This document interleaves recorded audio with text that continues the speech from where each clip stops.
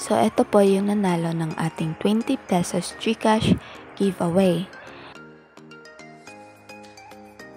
So, just send me your GCash number and congrats!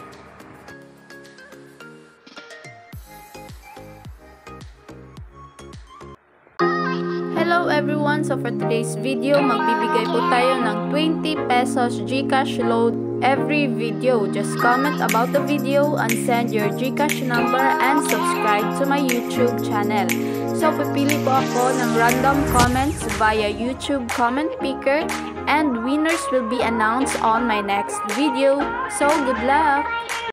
Hello everyone! So for today's video, ituturo ko po sa inyo kung paano mag-unfollow ng mga people or mga friends natin or mga pages sa Facebook ng mabilis. Or kung paano mag-unfollow sa Facebook ng sabay-sabay. So kung interesado kang malaman ang video na ito, just keep on watching.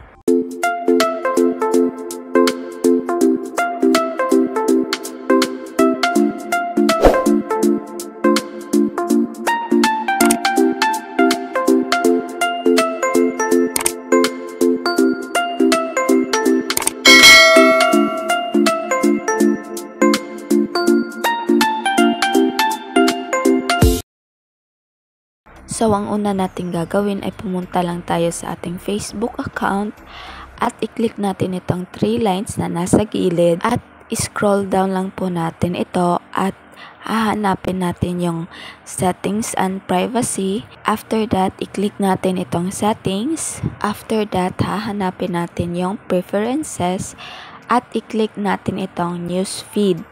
So, ayan, dito tayo mapupunta sa what's in your feed. So, nakalagay dito, favorite, snooze, unfollow, reconnect, and reduce. So, pipindutin natin itong unfollow. So, ayan, ang nakalagay dito, unfollow people, pages, and groups. So, tap to choose whose posts you want to stop seeing in your feed. Only you will know. So, ibig sabihin nito, kapag in-unfollow natin sila, ay hindi nila malalaman na nag-unfollow tayo sa kanila. So, ayan, ito yung lahat ng mga friends natin or mga page. So, ayan, i-click lang po natin itong unfollow at isa-isa itong mawawala sa ating newsfeed.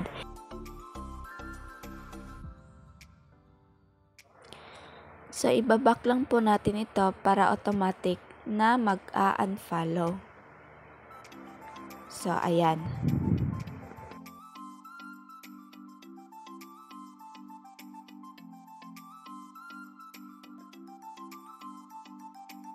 So, dito sa 3 lines, meron tayong pagpipilian dito kung ano ang gusto nating i-unfollow. Meron ditong all, friends, groups, page, and public figures.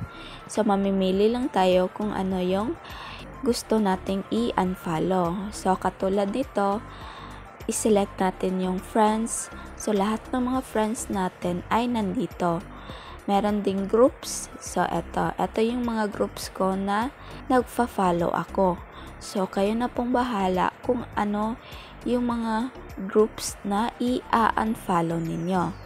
So, ayan, mamimili lang po tayo ng mga groups at i-click lang natin itong unfollow. Napakadali lang po, mag-unfollow lang po tayo lahat ng mga gusto nating hindi makita sa newsfeed.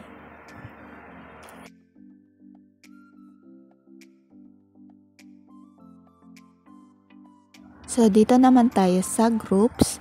So, i-click lang natin itong groups at ito yung mga groups na fina-follow ko. So, ayan, dito naman tayo sa pages and public figures. So, ito yung mga finalo ko na mga page. So, ayan, i-click lang natin itong unfollow at ayan, napakadali lang. Pindutin mo lang yung lahat ng mga gusto mong i-unfollow at ayan. So, pwede natin itong sabay-sabayin na i-unfollow lahat ng mga tao or mga friends natin, pages, or groups.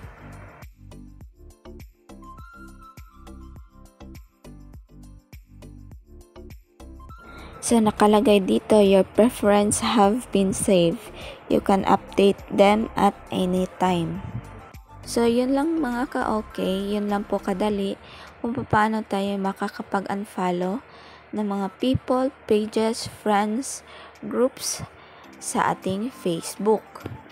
So yun lang po ang mga tips at mga paraan kung paano mag-unfollow ng mga people, friends, pages, groups sa Facebook ng napakabilis at sabay-sabay. So dito na lang po nagtatapos yung ating video. Sana ay may natutunan kayo. Kung nagustuhan nyo ang aking video, please don't forget to like, share, comment, and subscribe for more tips and tutorials. Thank you for watching. God bless and bye-bye!